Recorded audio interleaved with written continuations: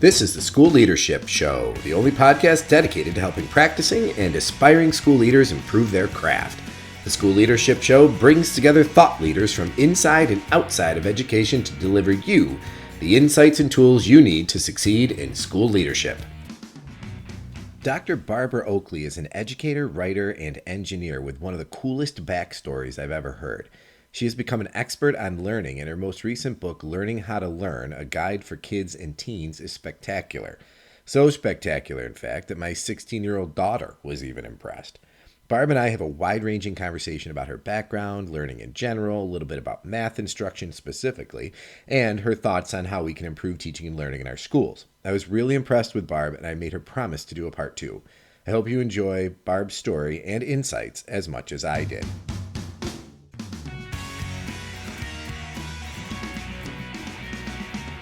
So I'm here with Dr. Barb Oakley. Barb, thank you so much for joining me.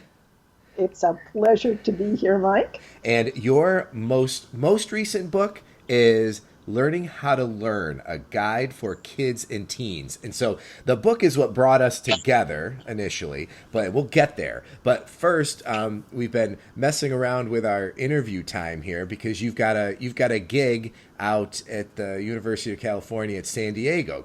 What's going on today? What are you doing over there? Oh, well, I'm so excited. Actually, I was asked to speak for the medical school's grand rounds, and but that was yesterday, and yesterday I had to be speaking at UCLA, and so I said, but I am going to be in at UCSD, University of California, San Diego today, and if that might work, and they said yes, it will work, and so I'll be speaking for the medical school and the MIT Alumni Society of San Diego, and anyone else who is interested in coming. So that will be lots of fun. I was here actually in San Diego to meet with my co-instructor in teaching Learning How to Learn, which is one of the world's largest massive open online courses. And Terry is such a fun and fantastically interesting person that it was a great time last evening meeting with him again. Oh, super cool. What's the topic of the talk today? It is on learning how to learn, and I have, the book, Learning How to Learn, has these incredible illustrations that are not only funny, but actually take you really deep inside what's going on in your brain so you can see and know how to practically use these ideas. But in the talk, I can show animations from these that have been made from these illustrations, and they are just so fun, but also so enlightening. I love the expressions on people's faces when I'll put up a sort of a prototypical neuron, and it has little labels on it that show where the dendrites are and the axon and the nucleus, and you can see their eyes kind of begin to glaze over just in about 3 seconds when I'm showing them. And then I say, but to really understand them, we need a space alien. And then I show a space alien, and everyone just lightens up, and it shows the same information and gets the same ideas across, but it's just fun, and it's really a great way of introducing the ideas through metaphor. See, and that's spectacular, and that's one of the things that I enjoyed in reading the book were all of the metaphors, and I have to tell you, you really established yourself in terms of your street cred in my family when my 16-year-old daughter read the book on vacation and was impressed. So it's tough to impress a 16-year-old girl. Let me tell you, it's tougher to write for kids than it is to write for the proceedings of the National Academy of Sciences, because I've written for both, and I know that writing for young people, it's just, you have to make it punchy, witty, elegant, substantive, and all at the same time, and that is not easy. So let's get into, and we'll go back to that too, because I think that's fascinating in terms of reaching different audiences. But could you tell folks a little bit about your background? Because I think it's absolutely fascinating, your path to where you are now. Oh, it's a path that never ceases to surprise me. I emerged from a background where through elementary, middle, and high school, I loathed math and science. I just absolutely couldn't do it, knew I didn't have the math gene, and so I stayed away from it. And since I only thought I could do things that involved language arts, I decided I wanted to learn a language. So I found out that if I joined the military, I could not only learn a language but also get paid for it. So I joined the Army right out of high school, and which was my father. I still remember him going, "Oh, you're going to learn a lot," and I did. But I did. I learned Russian, and but then when I was 26, I was getting out of the military, and I began to realize that there are just not very many calls for people whose sole professional expertise is the ability to speak Russian. And in fact, what I'd done by following my passions, I'd kind of put myself in a box. Um, just because I hadn't been thinking more broadly about what the world needs as well as what I wanted. And so I changed, and I decided to go back to the university. I started with remedial high school mathematics, and lo and behold, it was a long, slow, difficult, arduous process. And if I'd known then what I know now, I could have made it much easier on myself. But I am now a professor of engineering, which is so ironic. Well, I just think, and I'm a former high school math teacher, so you're definitely speaking my language, and it just amazes me, that whole idea of not letting your passion get in the way of what you can learn and what the world needs. I just think that's, and I think sometimes we tell, oh, follow your passion, follow your passion. Yeah, well, if the world doesn't need that, then where are you going? That's exactly right. And often passions develop about what you're good at. And it takes longer to get good at some things. So if you follow this admonition of, oh, just follow your passion, what you can often end up doing unwittingly is just falling in love with sort of superficial, easier things that many other people fall in love with. And then that can make it more difficult for you to get a job because you have sort of the same, you've trained yourself in the same things that a lot of other people train themselves in. So you left the Army as a captain? Mm-hmm. Oh, that Yes. is awesome. So, and how long were you in the military? 7 years altogether. Oh, wow. I started as an enlisted person and then got an in-service ROTC scholarship that allowed me to go to the university, and then I was commissioned as a regular Army officer and served in West Germany. Wow. That is, I just think that's such a fascinating path. And the idea that you took something that you perceived yourself to not be good at and then turned that into your life's work, which is amazing to me. I just think that it's so inspiring that you had the grit to do that. Well, I think a side important note in that is that I often felt like a complete imposter, that I was a fake.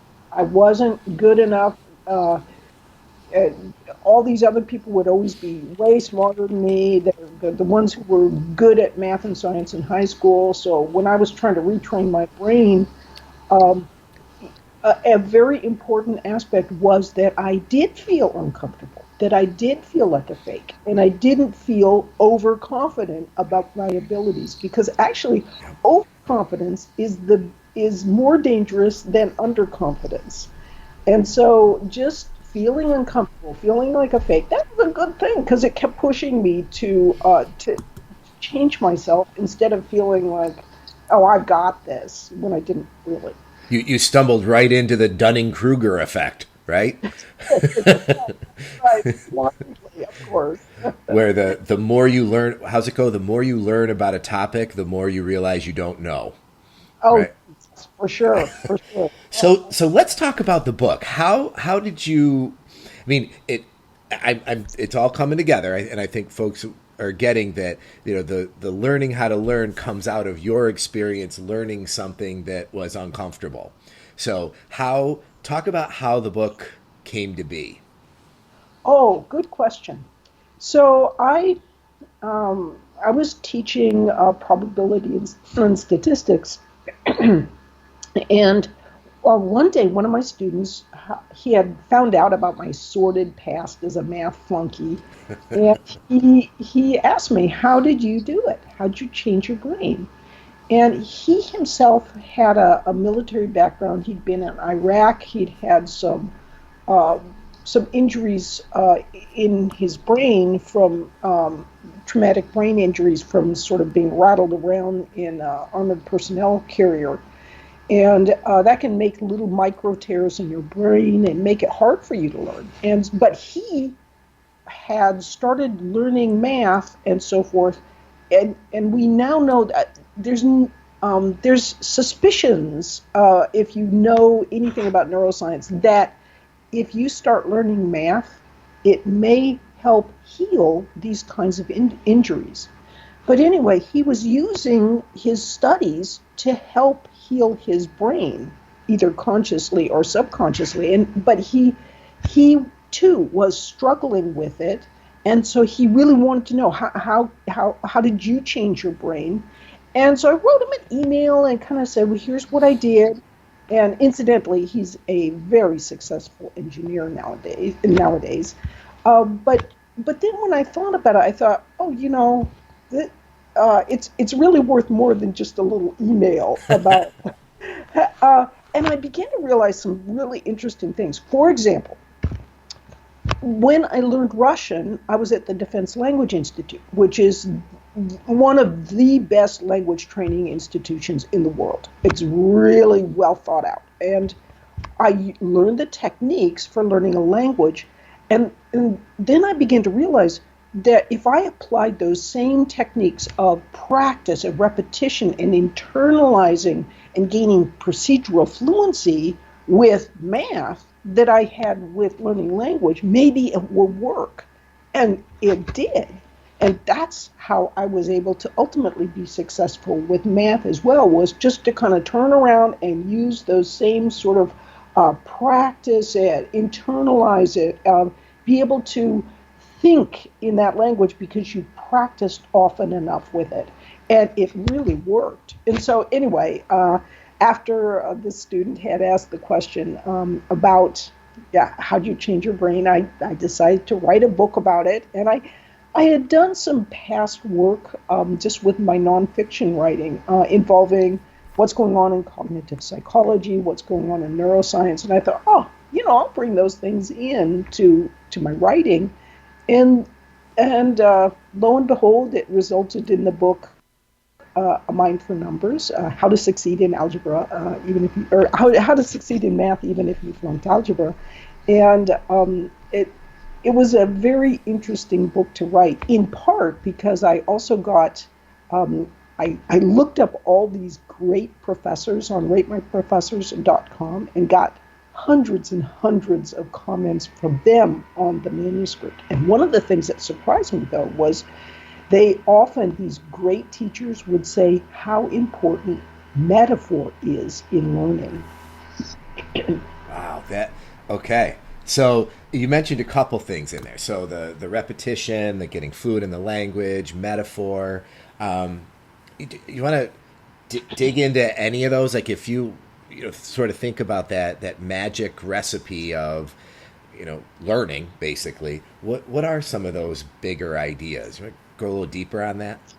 Oh, so much. It's so exciting.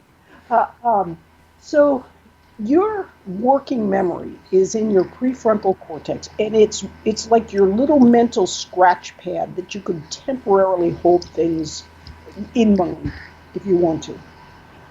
So let's say that you have the number 4728. So you've got 4728, you're holding it, and that's a code, let's say, that you've got to insert in your, to get into Google or something. And you're holding it in memory, and you're often repeating it so you can temporarily hold it there. But your working memory, it can only hold so much. And So when you're learning something new, it's often very important to try to, as much as you can, offload other information into your long term memory such that you can access it and you don't have to kind of overload what's going on in your working memory.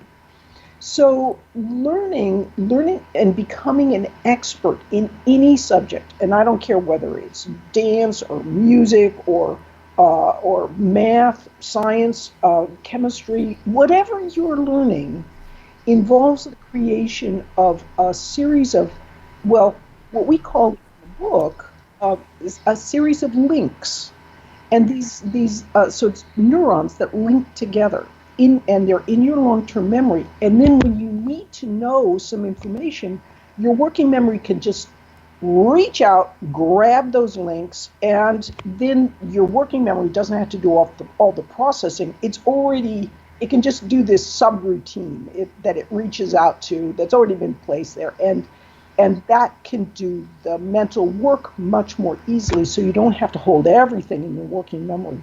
Interestingly, what they've found is if you really know a subject very well, what happens is your working memory actually relaxes when you're working those problems. It's not using as much metabolism at all because it doesn't need to. It's already offloaded those kinds of ideas. So it's very important in learning math, for example. And math is kind of the queen of math and science, or I should say the emperor slash empress. It is the dominating feature. If you want a child to have a career, any career involving STEM, it can be a wonderful thing to, throw eggs off buildings and do paper mache volcanoes and so forth. But unless you plant those fundamentals of math in a child's mind, the whole world of STEM will not be open to them. And often what we need nowadays in society is people, whatever your background, whether you're going into marketing or art or whatever, if you have some quantitative skills on top of that, it's incredibly valuable. So learning little pieces of, for example, don't just do a homework problem and turn it in. If it's really important and you know it's worked correctly, be able to practice it so you can actually look at that problem and it will unfold like a song singing in your mind. I mean, you'd never sing a song once and go, yeah, I've got that down. But we would often do that with math problems. Yet, to really internalize it and get those long-term sets of links, you really need to know those procedures. So offloading out of working memory into long-term memory, it sounds like you're saying a lot of it's repetition and making links. I mean, how else do you train people to do that in a sort of fluid way? What's important is when, for example, let's say you have a problem. You do not want to sit there and look at that problem and memorize it and memorize what step to do each step. That is just kind of rote, and it's not really bad. Not that all rote is bad, but that approach is not going to be helpful. What you want to do is you want to look at that problem, do not look at the solution, and see if you can pull the next step in the solution of that problem into your mind all on your own. Then the next step, can you work that problem cold all by yourself? If you need a hint, go back. But ultimately, you want to practice that problem enough so that you can look at it and you can pull those solutions up on your own. And that's when you truly have internalized it in a way that's going to be very helpful for you. You want to avoid that idea of just memorize. Yes, I couldn't agree more. And it's interesting because I told you before I was a high school math teacher, and I watched as and things have changed since I was in the classroom in the early 2000s, a little bit, not a ton. We'll get to that in a second. But I've watched my daughter go through the math classes that I taught over time in high school. And it's been interesting to see, because I remember there being some not frustration, but some really trepidation about graphing calculators and things like that. That these kids aren't going to be able to do anything. They won't know how to do it. They'll just punch it into the calculator. I think that's a piece of it. But what I noticed though is her conceptual understanding of, let's say, how what you do to the lead coefficient in a quadratic does to the parabola is much greater than I felt like I was ever able to impart to my students, because you can make that quick change and then see what it looks like. Oh, yeah, yes. She has definitely got some advantages. And the key is to take advantages of those advantages without losing that the idea that you are building a mechanical, there's a physical neural structure that you are constructing related to your learning of any topic. And if you're kind of outsourcing that and saying, well, you can always look it up online. Well, that's like saying, well, do I speak French if I can just look it up online? Great point. Yeah, and I think that fluency is super important, and I think does get poo-pooed and pushed to the back. And I think about if you have to use your working memory to remember what 2 times 3 is, then when you've got to do 2x times 3x, now all of a sudden it's that much harder, because you have to use your working memory for something that you ought to be fluent with. Precisely correct. And I mean, it's fascinating what the human brain can do. For example, in Japan, there's a method called flash anzan. And with flash anzan, they will teach children, for example, in 2 seconds, they will flash 10 to 15 three-digit numbers, like 147, 922, and these numbers are flashing on so quickly that your mind can barely even see them. And these kids can watch and add the numbers. And at the end of 2 seconds, they can write it down exactly what it is. And here's the really interesting thing. Because they have learned how to do this, they start sort of with an abacus. And they actually kind of tap on it. They take away the abacus after a while, and they just tap on the table. And then they learn to just do it in their mind. And then what they're using actually is the visual centers of their brain, a certain part of the brain, and they are so fluent that they can do a rhyming game that involves another section of the brain at the same time that they're doing flash anzan and adding things. Oh, cool. Is that cool or what? That is super cool. And so that's kind of a good segue. So you're talking to folks at a medical school today, but if you think about the way we do school, typically in public schools across this country, which I think a lot of people would argue is less than optimal in many situations, what advice would you give to school administrators and to teachers about, what would you change, I guess, if you were in charge of the whole shooting match? Well, first, I'm in awe of the people who are in charge of the whole shooting match. It is really a bit of herding cats, or maybe, iguanas, or, everybody's just sort of got their own, it's really, I think what they're doing is magnificent. And you don't want to suddenly make dramatic changes in a system that is, maybe not the best, but is still working. I think some of the best things you can do is to always remember that physical movement and exercise is invaluable in helping refresh kids and allowing them to enjoy what they're doing. So I have to pause you there for a second. So I was an elementary school principal for about 10 years, and the most common comment I put in a teacher's observation over those 10 years was, incorporate more movement into your lesson. There we go. We are on the same We are, wavelength. and I'm telling you, and the people who do get it. They understand the power of it.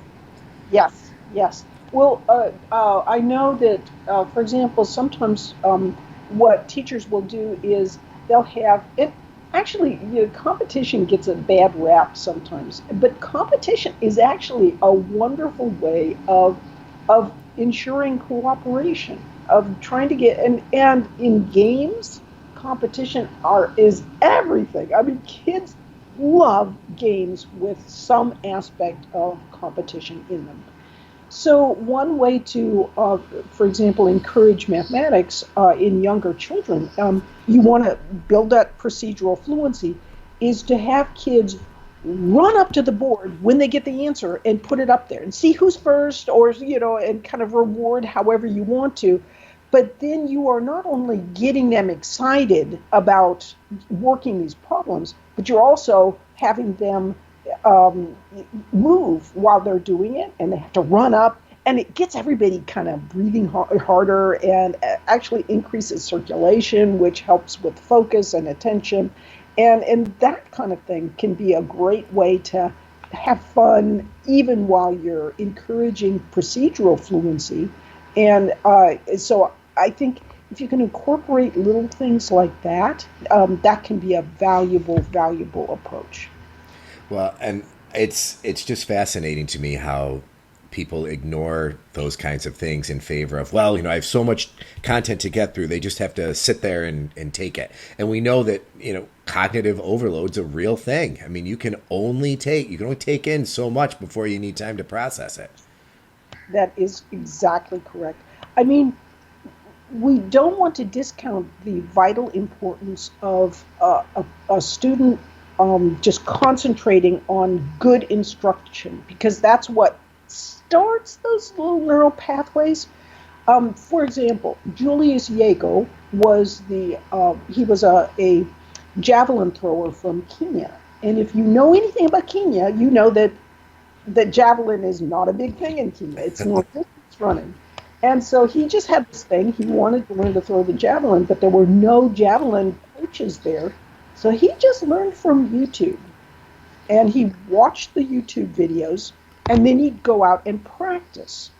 And he became the world champion at javelin throwing. I mean, amazing. And all he did was he got coaching at the very end, but he went to the top by focusing and then going off and practicing so he could actively learn it. And the more we can kind of emulate that with giving kids short periods of focused information and then allowing them to Yep. practice actively, that is valuable. Well, and we know that, right? We know that deliberate practice under the eyes, under the guide of a knowledgeable coach is really the most effective way to get great at anything. And practice is hard and it's unpleasant sometimes. And I think sometimes, particularly when I look at some teenagers I know, they would just prefer not to practice. They'd rather just be good at it out of the box. Oh, for sure. But at the same time, um, one thing that I find really a bit annoying is that we are placing, so we're not um, producing enough people who are capable in math and science to fill the dramatic need for people in math and science in this country. And so the solution to that, part of the problem I believe is we don't create a good structure for learning in math and science. In fact, some of the ways we teach can kind of cripple kids' abilities. But if we uh, but they worsen the situation by saying, we just got to make math and science more fun. That's what's going to really get them into math and science. And it's like saying, you want someone to be a world-class guitarist, so have them play air guitar a bunch. That doesn't You're right. You're absolutely right. times when you just have to do your scales. And I think everyone says, well, schools kill people's desire to learn, and sometimes it does. But at the same time, what schools do is it helps get kids good schooling. helps get kids through those initial stages where something might seem sort of boring, and you just have to get some of these elementary patterns down. As, for example, in math, you have to kind of get through that to see the beauty that begins to emerge. And what schools do and should be doing is helping kids get past those initial stages where it might not seem so beautiful as it actually ultimately is. Absolutely. And that is a perfect place for us to kind of wrap up here. And Barb, I appreciate your time so much. This was a fascinating conversation. And where can people go to learn more about your book, Learning How to Learn, and you and your work? Oh, if they just go to my website, which is barbaraoakley.com, there's links to everything, and they'll be able to find my books. And Learning How to Learn is coming out momentarily, and it's going to be very exciting. I am so excited for this book to have a wide-reaching impact in our public education system. And I will make sure I put the link to barbaraoakley.com in the show notes so people can get there. And like I said, thank you so much for taking time in between your gigs out there on the West Coast. And by the way, I have to tell you, when I saw you're from Rochester, Minnesota, right? Oh, Rochester, Michigan. Michigan. Yeah. And I'm in Rochester, New York.